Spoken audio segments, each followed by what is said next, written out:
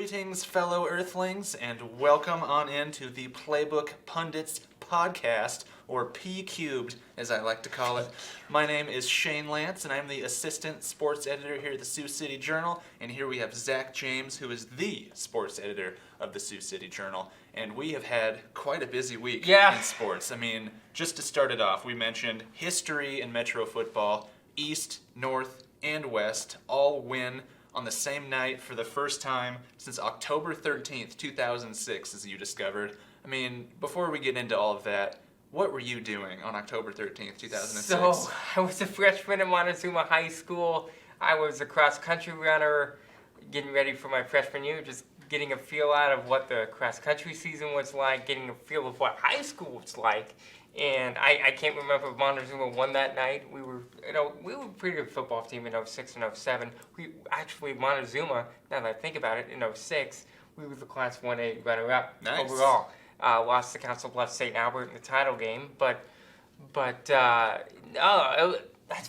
almost 15 years ago. That is Are you wild. kidding me about that? Almost 15 years ago. It's crazy. All three city schools won on the same night, and as former sports editor Terry Herson, which we have to give credit to because he helped me out in finding out that stat. I was researching that stat Friday night, and 15 years ago, and even Heelan won that night too. Oh, that's wild. So yeah, I had to do research into how old I was on that day. I mean, October 13th, 2006, I was a 6th grader at Wildwood Park Elementary School in Mr. Iverson's class in Puyallup, Washington. I was probably learning long division, and since then I have completely forgotten long division.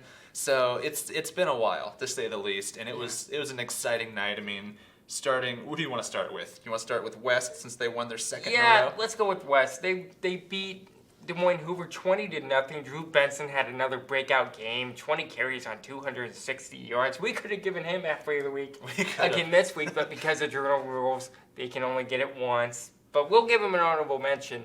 By the way, this week's Metro Athlete of the Week, we're not doing a football one this week. We're actually going with Sergeant Bluff-Luton's Maddie Hinkle, as she reached a milestone last week, so we'll talk to her and Coach Renee Winkle about that. You can see that coming up in Wednesday's Journal, but we could have given it to Benson again this week. Absolutely. I think he had 4 touchdowns again against the Huskies and a 40-12 win over the Huskies, and you just see the confidence building with this team. And they might win Thursday night, too, against Jefferson. They might. That's what, as I've mentioned, Brandon Holmes told me we're going to shock some people this year. And I will, not to being shocked, I was pleasantly surprised to see them take down South Sioux a couple weeks ago.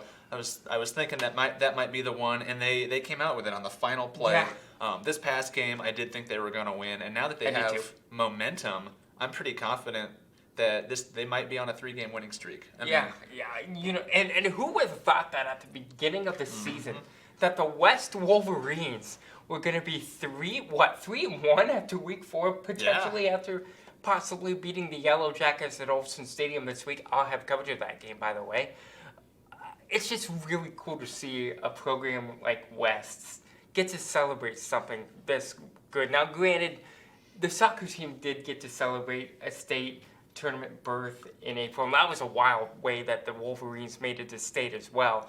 But for the fact that the Wolverines are celebrating the way that they are, it's just really freaking cool. It is. I haven't been here more than, I think I've now been at this job 6 months. I mean, but just what I know about these programs and people that are watching, you know that West has struggled for a while. They have been desperately looking for a way to get this football program back to relevance and back to being a major player. And let's not get ahead of ourselves. It's 2 wins. But it's big. It was a big 2 wins. I mean, this is you come off back-to-back winless seasons. You want to just get one, but this is a huge momentum boost for them, and it has to have the mood at West High School pretty high right now. Yeah, in everything. I mean, volleyball's struggling, but I'm sure they're happy because their football peers are being successful. The cross-country team have a couple good runners, but that provides a morale boost.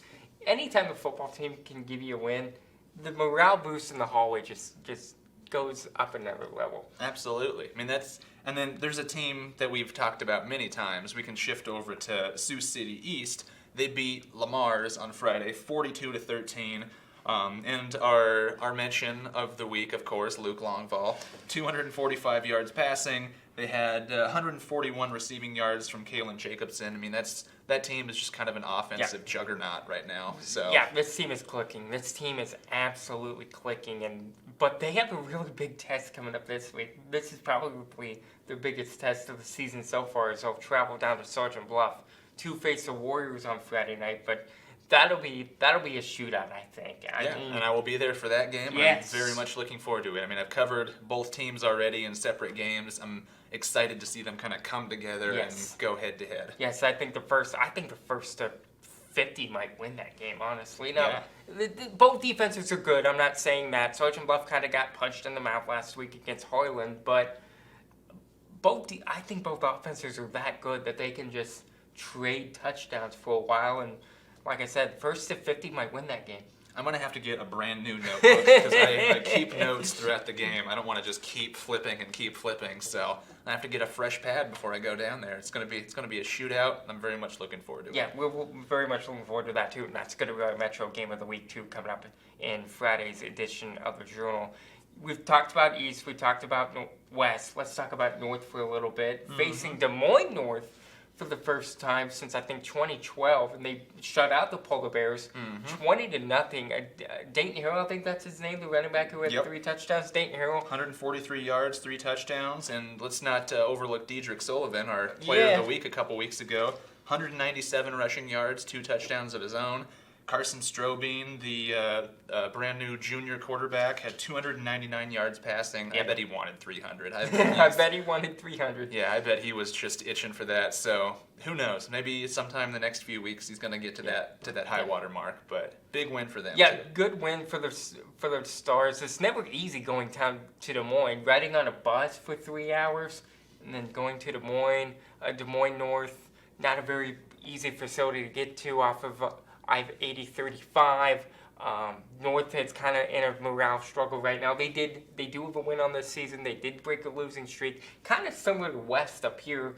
So they have that going for them. But the Stars just took advantage of a struggling Polar Bears team, and they came away with a pretty good win. And now they have homecoming Friday night against Lyon. Yep, always a fun night. Homecoming is something you look forward to every year. Speaking of Lyon, they fell to 0-3 with a disappointing 49-14 loss over Spencer. The Black Raiders were led in rushing by Grant Haggerty, 5 carries for 65 yards. Quarterback Caleb Gangler was 7 for 11 for 46 yards. He did throw for a touchdown, so that can give him some confidence coming up against the Stars. But Lyon struggling. They're just trying to find their way.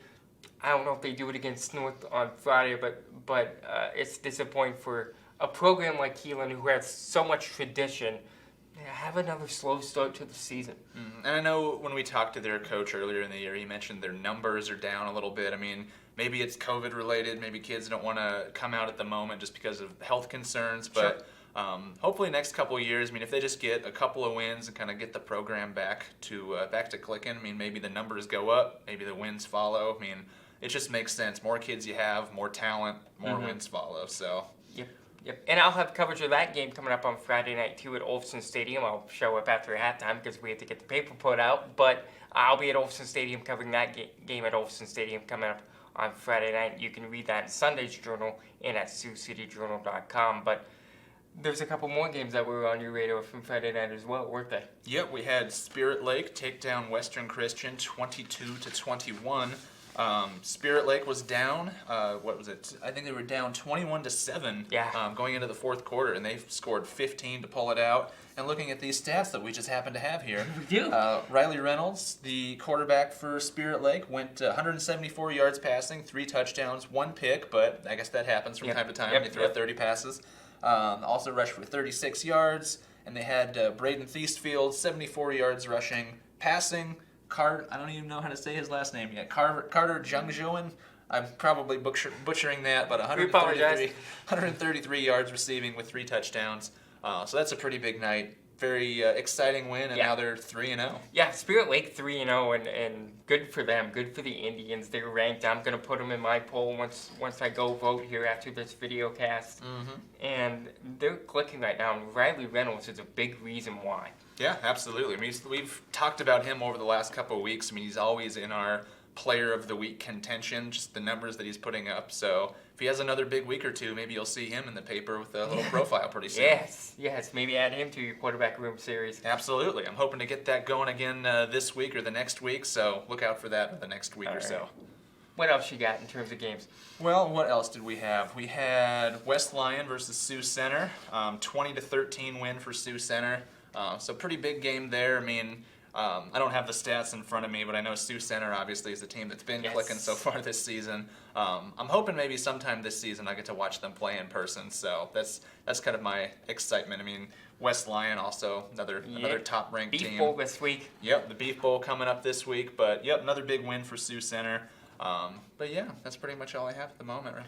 All right, let's talk about college now. Oh. And Iowa taking on Iowa State. Iowa beat Iowa State, but there was a local connection in the game. There was. As Hunter Deckers got into the game midway through the fourth quarter, I was surprised to hear his name being called because I was listening to the radio here in the office. Wait a minute, I know that name. I was like, I know that name.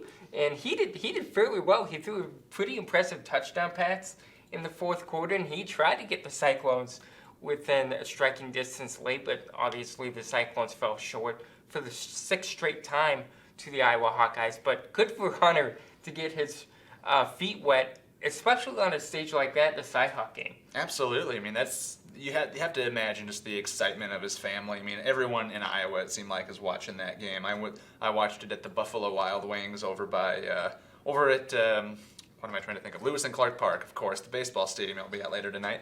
But yeah, just an exciting little atmosphere. A lot of Iowa fans in that room. But just imagine his family watching that game. Yeah. Unexpectedly getting to see their kid go in there. That's just awesome. I think I did hear a scream from the town of Hayward and all the way down here, and very much well-deserved. And I'm sure the town of Hayward is still celebrating. Even though the Cyclones lost, they got to see their hometown kid. Hopefully a scream of joy and not a scream of agony. Yes, probably a scream of joy. He didn't throw an interception like Brock Purdy did. That's very true. So I mean, he has that against him. But I don't think this is a permanent thing for Deckers. I don't think he's going to be the starter. Although it's cool to see him play, I think the Cyclones were just wanting to get Purdy out of trouble, and I think he'll continue to be the starter going forward. But if I'm the Cyclones, I do have a little bit of concern going forward. You and I almost beat you. Iowa had, I think, 4 takeaways against the Cyclones. The offense needs to be a little bit more crisp, especially if they want to go on a Big Ten title run. Yeah, I mean, benching Brock Purdy is definitely something I did not expect. No, in that I didn't game. either. But I guess at a certain point, if he's not putting up the results, you just gotta try something new. And I read yesterday, Don Doxey from the Quad City Times, he mentioned the post-game interview with Matt Campbell. He said that all these losses to Iowa is not an issue with the players. He called it a Matt Campbell issue. So I very much respect a coach that takes all that on, admits that it's his fault, and he's working to get better at it. The buck stops there, and I always respect that from Matt Campbell. Want to talk about Washington losing? Oh, my heavens. Yeah, my Huskies have been struggle bussing. They lost last week to Montana, and then they lost at the Big House this week to Michigan. And, John Donovan, offensive coordinator, not exactly instilling confidence in the Husky faithful right now. It's all right. You get to watch some good college football around here with Morningside. Yes, I do. With Northwestern. Dort turned the corner in a big win. Briarcliff scored an offensive touchdown in a loss to Concordia. So really some good things happening around here locally in college football. There are. I'm excited to get to see more of those teams. I mean, we didn't cover a college game in person last week because everyone was on the road. Basically, yeah. But yeah, we'll be back out on the road this week. Yep. And I guess with my Washington football sadness, flipping that to Sunday, I was pretty happy with how the Seahawks did. How did your 49ers do? Barely squeaked out a win against the Lions. The last couple minutes was a little nerve-wracking, but 41 points was fortunately enough, and Now on the next week against Philadelphia. Yeah, I mean, my Seahawks got Russell Wilson, you got Tyler Lockett and DK Metcalf, and Shane Waldron, brand new offensive coordinator. He's now one of the cooler Shanes from the Seattle area. So very excited to see how my Seahawks do the next couple weeks. Locally, in terms of NFL, no one in the NFC North won yesterday. No. Packers lost 38-3 to the Saints. Badly. Oh, Rodgers looked terrible. Bengals beat the Vikings in overtime. Big old fumble in overtime from Dalvin Cook. Yeah, that's not good. Not That's good at all. Lions lost to the Niners, and the Bears lost to the Rams in prime time. Which, yeah, I was not happy to see that. Yeah, everyone in the NFC West won, and everyone in the NFC North lost. I missed the days where everyone but the Seahawks was terrible in the NFC West. Those are just the days. Yeah, NFC North, not good. No. Not good. Yeah, not good. No, Not good. it was a tough weekend, but yeah, I mean, I'm excited with how my team's doing, and I'm excited for our rivalry to finally kick off. I hope both of our teams are good this year. But yeah, I obviously hope that they break your heart at the end of the year. Yeah, no, that probably won't happen. Well, it probably will happen. We'll see how it goes. Because with my luck, I probably won't get both lucky with the Giants and the 49ers. When one rises, one must fall. Absolutely. I got shifting gears on that. I mean, we do have a baseball matchup tonight. Yes. We have playoff baseball from Mercy Field at Lewis and Clark Park, the full name of that stadium. We have Sioux City Explorers taking on the Kansas City Monarchs in Game 3 of the South Division Championship Series. It's do or die for the Explorers. They lose tonight, season's over. They win tonight against the Monarchs. They force Game 4. Game 5 would be Wednesday. So yeah, they've struggled the last couple days. I mean, Kansas City has scored 11 runs in each of the past 2 games. So I have no prediction, honestly. I mean, maybe the motivation is there for the Explorers tonight, and they get one in front of the home fans. I was going to say, I think they do squeeze one out in front of the home fans, but regardless of when you're watching this, congrats to the X's on having a great season. They had a really hot start to the season, and that kind of helped them get into the playoffs, because without that, they would have been on the outside looking in completely, and then winning that wild card game, which was newly introduced because Winnipeg got to go home. So that hot start was the big key for the X's this year. It was. I mean, they were in first place for quite a while. With a 6-game lead, too. Yeah, 6-game lead, and Kansas City ended up winning that division by, I think, 11 or 12 games. Something like that, yeah. And so, yeah, it was definitely, they had a mid-season lull, but they roared back the last week or two. So, yeah, I'm looking forward to seeing. It's their first home game in, I believe, almost 2 weeks. Yep. So yeah, it'll be playoff atmosphere. I mean, I'm hoping that the place is packed for playoff baseball, and it'll be a lot of fun. So should be an interesting game for sure. I mean, everybody is going to be available to pitch on the pitching staff. I mean, they pitched Hedges a couple days ago, so the ace can't get the start today, but maybe he comes out of the bullpen if needed. So yeah, it's going to be all up to the pitching staff. If they allow 11 runs again, I don't think that they pull out a victory, but we'll see. I mean, that's why we play the sports we can predict anything we want, but we're often wrong. That's why we're here. That's why we're here, because we're wrong, but we're professionals, and so we get to do it in front of people. Anything else we want to touch on? I think that's it. All right. Well, for sports editor Zach James and assistant sports editor Shane Lantz, this has been P Cubed, the Playbook Pundits podcast. Goodbye, fellow Earthlings, and have a fantastic week.